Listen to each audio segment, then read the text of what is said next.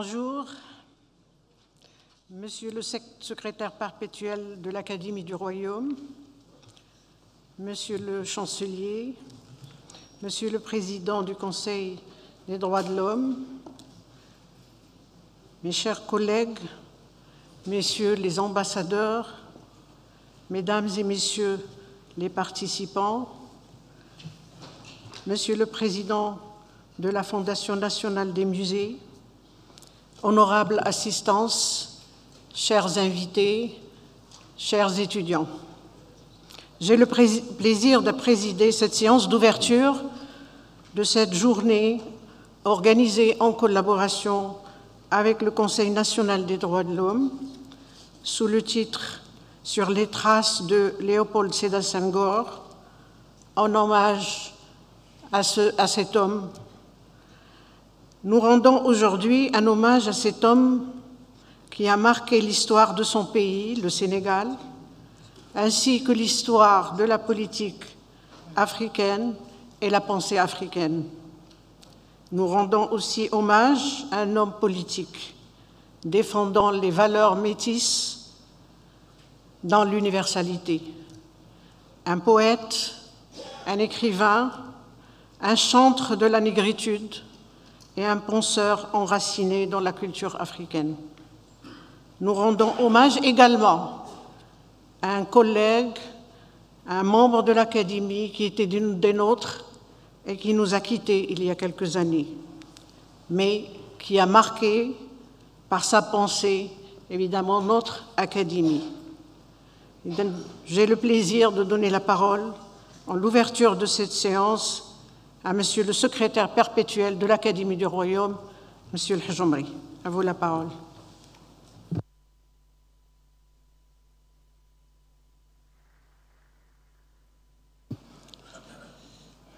بسم الله الرحمن الرحيم.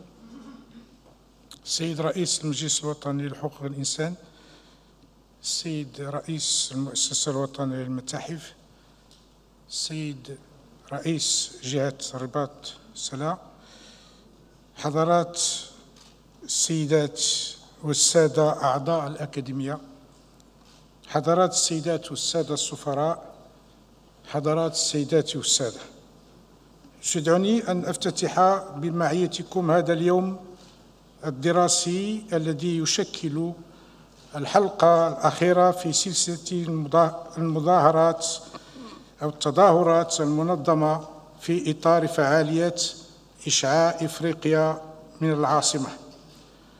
وقد ارتأت أكاديمية المملكة المغربية بأن تخصص هذا النشاط للاحتفاء بأحد أعضائها الأوائل الذي ساهم وبحظ وافر في إغناء الرصيد الثقافي والفكري ليس فقط على المستوى الإفريقي ولكن على المستوى العالمي، كما تشهد بذلك أعماله المتنوعة.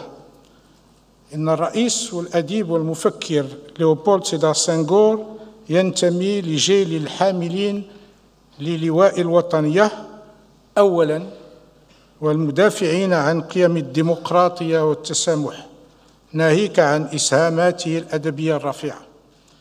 ولكي يتسنى للجميع متابعة كلمتي هذه، أستسمحكم في الانتقال إلى التحدث باللغة الفرنسية.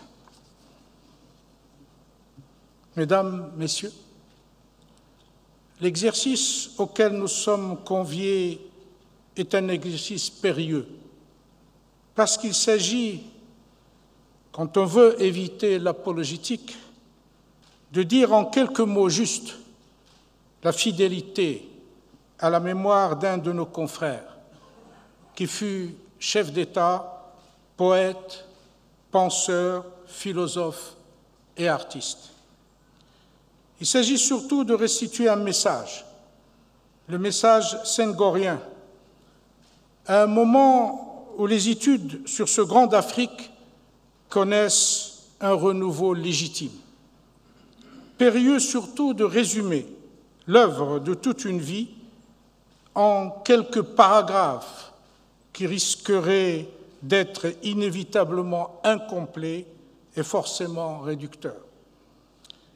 Je m'y hasarderai pourtant devant vous, persuadé que votre bienveillance et votre sollicitude faciliteront ces tâches redoutables, d'abord pour le jeune lecteur du poète Senghor que je fus, étudiant à la faculté des lettres de Rabat, où nous découvrions le concept fascinant et mystérieux à l'époque de négritude, pour le jeune enseignant qui eut à choisir de commenter, de faire lire les poèmes de ce grand poète que nous retrouverons ce soir dans le concert, et aujourd'hui, au secrétaire perpétuel de cette académie, où le président poète affirmait avec conviction que j'écrive un poème ou que je décide l'élaboration d'un projet de loi, il s'agit de la même chose sous deux aspects différents. Il s'agit de transformer le monde. Transformer le monde par la politique et aussi par la poésie. Défi paradoxal quand on sait que la poésie effraie le politique et que le politique se méfie grandement du poétique. Au fond, ce qui nous est demandé de faire au cours de cette journée d'hommage, c'est de répondre à la question de notre ami Henri Lopez, qui, ici même, lors de la 43e session de notre Académie sur l'Afrique comme horizon de pensée, a évoqué en des paroles émouvantes comment l'Afrique pourrait contribuer à transformer le monde. Quand il affirmait aussi à propos de Senghor, « Saurons-nous dire à nos enfants l'importance de son action politique, le prix de son œuvre, du moins en avons-nous le devoir. Ce devoir, nous essayons de nous en acquitter en ce mois de célébration du continent africain dans la capitale du Royaume du Maroc, en leur expliquant pourquoi Senghor est le nom de la culture comme acte politique et le nom de la politique comme acte de culture dans la défense, l'illustration et la transformation de l'Afrique. Nous leur dirons pourquoi Senghor est le nom de négritude, d'une négritude impérieuse, a-t-il dit lui-même à propos de ce concept. Moment déterminant d'où émergera, et le professeur Racine Senghor parmi nous m'excusera d'utiliser ce mot qu'il trouvait lui-même galvaudé hier dans notre réunion, d'émergera ou d'émergence, d'où émergera ce qui s'appellera la question noire, d'où émergera la prise de conscience que le monde noir possède un ensemble de valeurs, un nœud de réalité sur l'expression même de notre poète, valeurs qui émanent de l'essentialisme ontologique de l'être africain, concept révolutionnaire qui contre le discours de l'idéologie coloniale par l'usage de sa langue qu'il s'approprie pour la déposséder de son emprise sur la singularité africaine. Moment décisif dans le processus de libération de la conscience africaine, mais moment de turbulence où la contestation idéologique privera ce concept de la force de ses visées, de l'ampleur de sa pensée, et que Souleymane Bachir Diagne résumera ainsi. La négritude cesse d'être révolutionnaire quand elle se transforme en un édifice solidaire d'une politique d'État. Mon ami Tchikaya Outamsi, qui nous a quittés trop tôt, injustement méconnu, poète percutant, avait eu l'intuition de cette réification. Il contestera l'invention de Senghor et de Césaire. Mais ce que retiendra la postérité au-delà de ce débat qui fut fécond et parfois excessif, c'est que si un mythe romantique de l'Afrique est né du concept de négritude, ce concept allait cependant accoucher, bien des années plus tard, de ce que portent en eux d'exigeants les nouveaux philosophes africains d'aujourd'hui. C'est Senghor qui l'écrit et le clame lui-même. Il s'agit de se débarrasser des routines et des slogans importés de la métropole. Il s'agit de penser par nous, pour nous. C'est bien là ce que prône et préconise la nouvelle pensée africaine. Jean-Paul Sartre l'avait déjà dit, que la négritude était une étape, qu'elle est pour se détruire et qu'elle n'avait pas de suffisance par elle-même. Et c'est bien à Léopold Sédar Senghor que nous devons ce moment flamboyant de l'histoire africaine, cette étape décisive qui a vu naître la promesse de penser par nous-mêmes, promesse qui, dans l'actualité actuelle, intellectuelle, s'épanouit riche de tant d'autres promesses, fondatrices d'étapes nouvelles dans l'affirmation de la différence culturelle de l'Afrique en ce monde perturbé, dérangé et calciné. J'ai évité d'employer l'expression de l'exception africaine pour éviter que mon ami le professeur Racine Senghor ne me dise que là nous avons aussi une expression galvaudée. Nous leur expliquerons à nos enfants pourquoi aussi Senghor est le nom de la parole poétique. Leur expliquer pourquoi Aimé Césaire a dit de lui qu'il était le diseur d'essentiel et pourquoi Léopold Senghor, à qui nous demandions ce qui lui semblait pouvoir être retenu par la postérité, nous confiait chez notre maître et confrère académicien, le philosophe Mohamed Aziz Al-Ahbabi, qui organisait des nadwa, c'est-à-dire des rencontres dans sa villa de Temara. Senghor nous disait « Mes poèmes, c'est là l'essentiel ». Senghor, nom d'une parole poétique qui se veut chant, musique et rythme. Lors de cette nadwa mémorable, il fera une confidence séduisante à une assistance un peu médusée. Voilà ce qu'il nous dit. L'année où j'ai été reçu à l'agrégation, nous avions à commenter une vingtaine de vers de la pièce de Racine Bérénice. J'ai eu la meilleure note. Savez-vous ce que j'avais fait?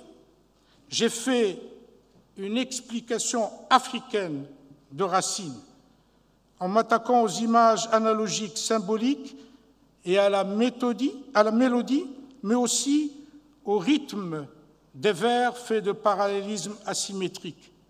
Évidemment, aucun autre candidat ne pouvait songer faire de Racine une lecture négro-africaine.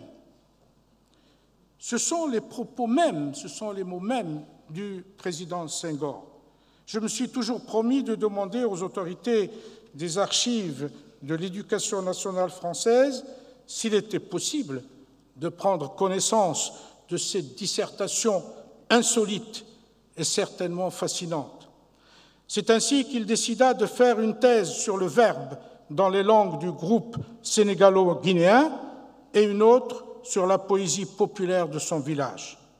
Habité par le rythme, c'est chez Rimbaud qu'il trouvera la meilleure définition de l'esthétique du XXe siècle, qui s'appuie sur l'intuition, sur l'émotion, non sur l'esprit de discussion, essentiellement sur le dérèglement des sens.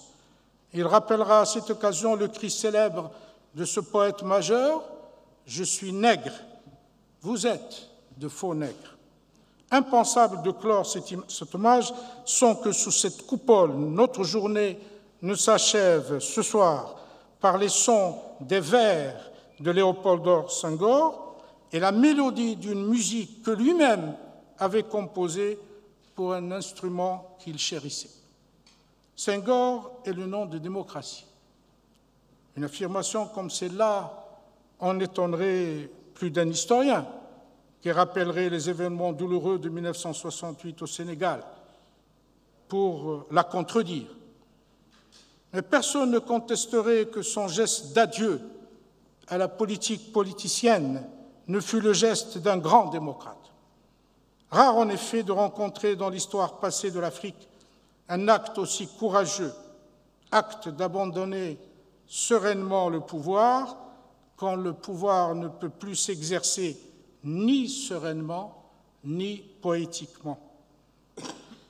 Senghor est surtout le nom de francophonie, mais sa francophonie fut si peu comprise et si peu appréciée par les francophones eux-mêmes et par la francophonie elle-même.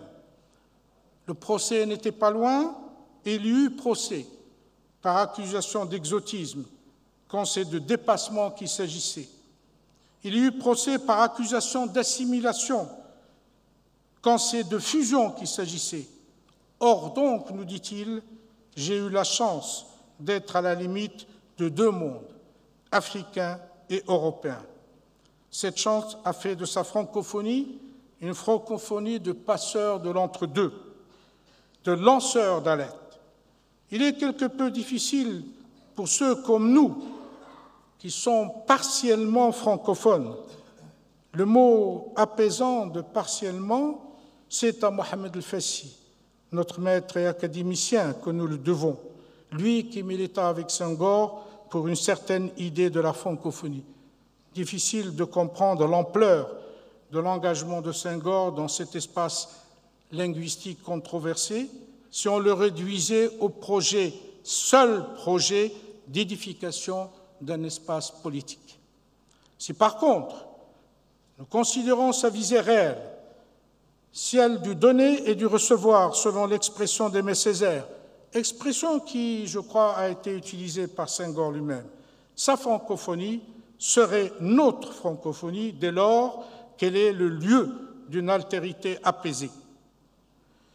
Nous comprendrons pourquoi la langue française, qui jadis, selon Armand Guibert, fut entre ses mains une arme dirigée contre l'oppression coloniale, a pu devenir entre ses un instrument de paix et de conciliation. La réédition de l'essai de Stanislas Perrault-Adolevi, Négritude et nécrologue, excessivement malveillante, masque en réalité ce qui fut précurseur dans la francophonie senghorienne. Une prise de conscience de la sauvegarde, de la survie des identités dans une mondialisation conquérante et une globalisation agressive. Senghor, c'est le refus du nivellement. Sa francophonie est celle qui les lie à l'Académie française, mais qui, des années plus tard, élira aussi Dany Laferrière, qu'aucuns présentèrent comme un anti-Senghor, parce que paradoxalement, anti-francophone senghorien. La francophonie de Senghor est un lieu de partage où les identités résistent à la banalisation rampante de l'esthétique et de l'éphémère. Si Senghor est le nom de francophonie, c'est dans le sens, j'oserais malgré tout employer devant vous ce mot, d'une francophonie métisse. Si le temps me le permettait, je dirais pourquoi Senghor est le nom de métissage, des droits de l'homme, d'unité africaine, de civilisation de l'universel. Cela a été dit, mais un silence inexpliqué a jeté sur son œuvre un voile quelque peu coupable. Ce qui rassure toutefois, c'est que la postérité, qui est impitoyable parce qu'elle est juste, accorde à l'œuvre de Léopold Sédar Senghor depuis quelques années une place de plus en plus affirmée dans l'histoire de son pays et de son continent. Il n'est plus simplement homme d'État, poète, artiste, elle le présente aussi comme philosophe.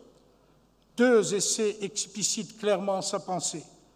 Léopold Sédar Senghor, l'art africain comme philosophie, et Bergson et la pensée de Léopold Sédar Senghor de Souleymane Bachir Diaye. Ce n'est que justice faite, parce qu'il le fut aussi philosophe, et sa pensée fut aussi percutante pour ce temps que le fut sa poétique. En 2016, se sont tenus à Dakar des ateliers de la pensée qui ont réuni les représentants de ce qui actuellement compte dans le domaine de la philosophie ou de la pensée philosophique africaine. Leurs travaux se sont choisis une orientation prometteuse qui peut être ainsi résumée. L'Afrique, pensons le monde, mais aussi le transformant. C'est une bonne chose que le renouveau des études senghoriennes réinvente sa philosophie et sa pensée. Aspects et dimensions de son œuvre négligée, ignorée, voire désavouée ou tout simplement niée. On découvre avec bonheur qu'il fut bergsonien. On entend dire « j'écris en français, je pense en négro-africain », affirmant par là qu'il y a toujours eu une philosophie africaine, dont il fut, avec le concept fondateur de négritude, le digne continuateur. C'est vrai que des phrases comme « l'émotion est nègre » et « la raison est laine », sorties de leur contexte, ont provoqué un tumulte assourdissant de critiques.